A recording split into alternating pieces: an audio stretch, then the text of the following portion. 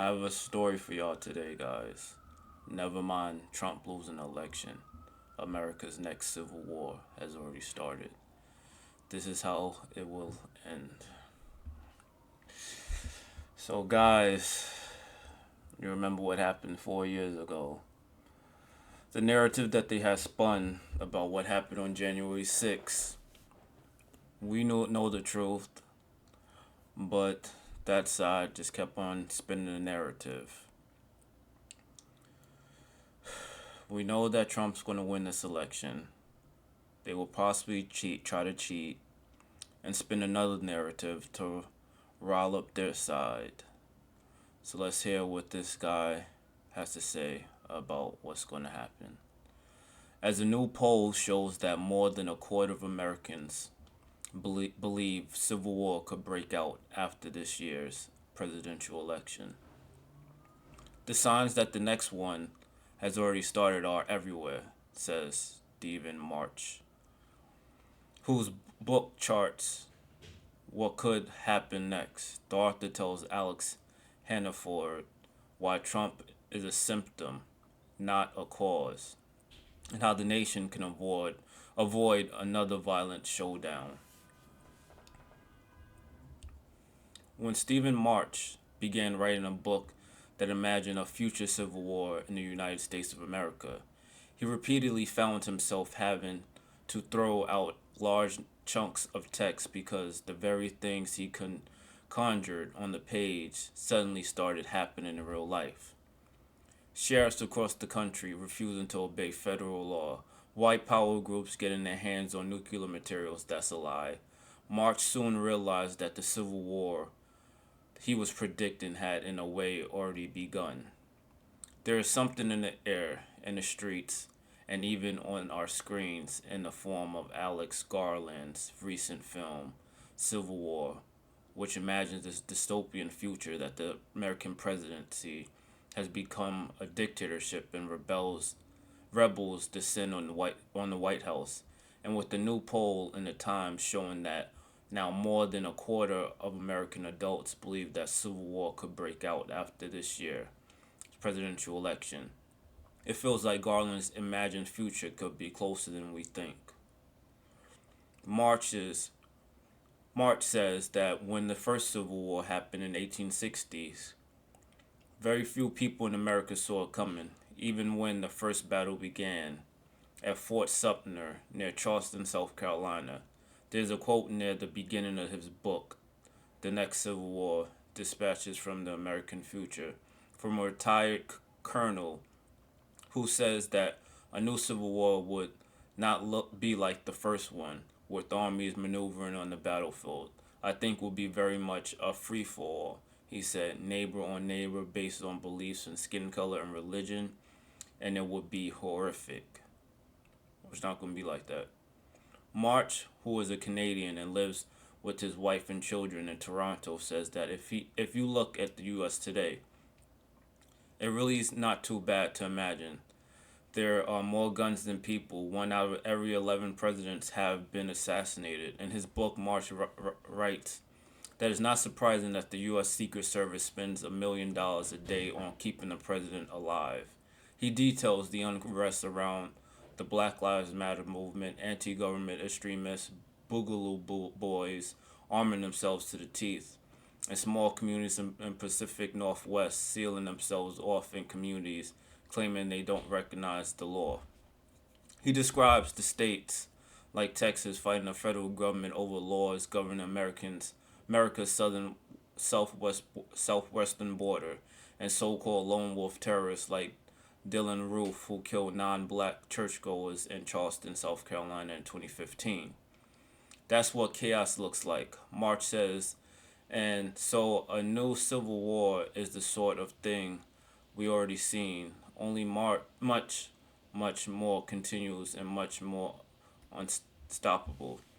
It doesn't seem that far-fetched, March says, especially when you consider that a majority of Republicans believe that the 2020 election was stolen. That's not a fringe minority. There is already a constitutional legitimacy crisis in the United States. Despite the obvious assumptions that the touch paper that ignited all this was January 6, 2021 attack on the U.S. Capitol building when Trump supporters sought to keep him in power by preventing Congress from formalizing Joe Biden's election victory. March says the malaise had been brewing for years.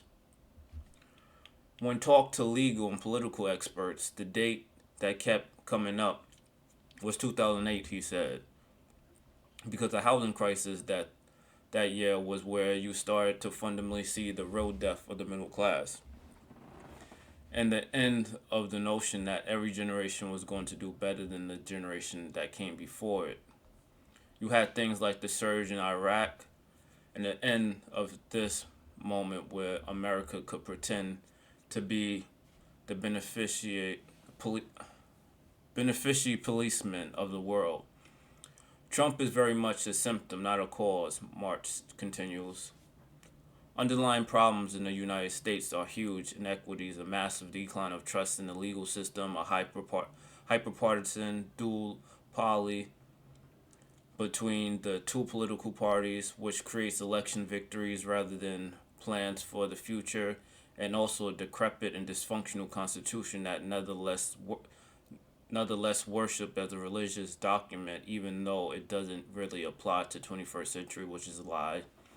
The good news is that March believes there are ways to stop this decline into total chaos and untethered unrest. The U.S. could, for example, assemble a constitutional convention to update its founding documents. Separation, the aim of the Confederate States during the U.S. Civil War, is, March says, highly unlikely, but it would offer a way out. The most realistic scenario, he believes, is to begin having open primaries. Primaries are the mechanism by which voters choose their preferred candidate for each political party to nominate in a general election. Currently, American primaries are partisan affairs in which only registered Democrats and Republicans can vote in their respective elections. As a result, according to March, the only people who vote in them are the extremists, the most dedicated fans of a party. Open primaries, on the other hand, would lead to much more reasonable humans being in government, he says. They inevitably get more centrist people elected because the lunatics honestly do not represent the will of the American people. In the immediate future, as at least, that doesn't look likely because, as March points out, it's not the interest of either Democrat or Republican to have open primaries. You have to understand that American politics is so driven by money. They need the hatred in order to raise that money, and they need hatred in order to drive their base to the polls. People vote because of their loathing for the other. If you were to ask the question, are you better off now than when you were 4 years ago? Biden should win by a cakewalk because there virtually is no one who would not answer yes. When you look, that's a lie. At the numbers, Biden has delivered an enormous amount for his country. Oh my goodness, it's horrible. I can't. This Biden delivered an enormous amount for his country.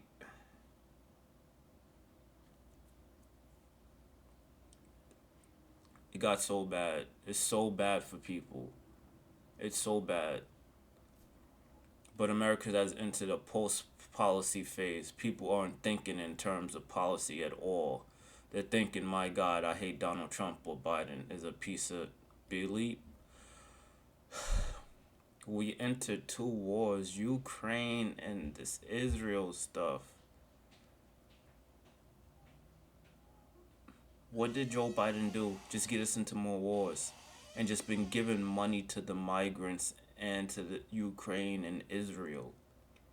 It's perhaps ironic that the date March identifies as the beginning of the dystopian nightmare is 2008, the same year Barack Obama was elected president, a man who campaigned on the message of hope and change, a rose-tinted vision of a future United States with no division. Obama was horrible president. But as March notes, hope still sells, almost as a postscript. to the next civil war, he writes, none of the crises described in this book are beyond the capacity of Americans to solve. Perhaps that offers some small balm to those who think America is doomed. That it's too late to unite such a divided nation. March recalls that the nation was united in sorrow following the assassination of JFK, and that the Civil War Act was supported by both parties of a couple of years later.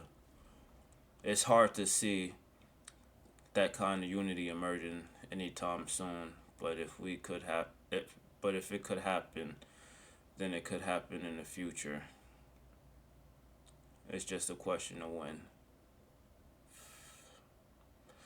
Guys, just be prepared. Store, go to store, buy a bunch of survival gear, food, because it's going to get bad. They're already starting to push their narrative.